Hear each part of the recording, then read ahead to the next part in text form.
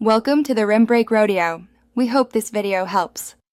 In this video, I will explain how to make beef stock soup.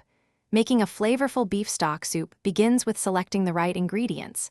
You'll need about 3 to 4 pounds of beef bones, a couple of carrots, 2 celery stalks, and 1 large onion.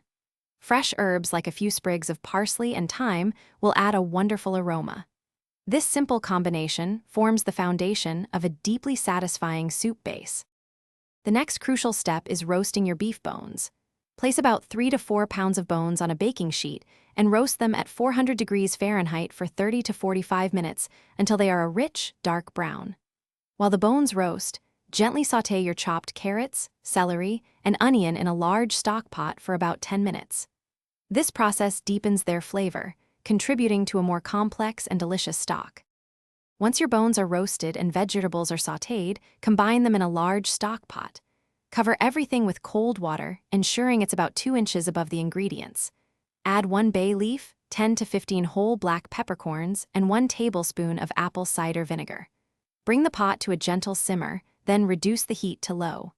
Let it cook for at least 6 to 8 hours, or even up to 12 hours, for maximum flavor extraction. After hours of simmering, your beef stock is ready.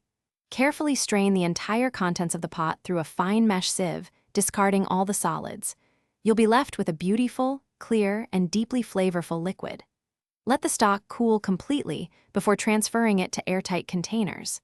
It can be refrigerated for up to 5 days or frozen for several months, providing a versatile base for countless delicious soups and sauces. Thanks for watching. Consider subscribing if we helped you.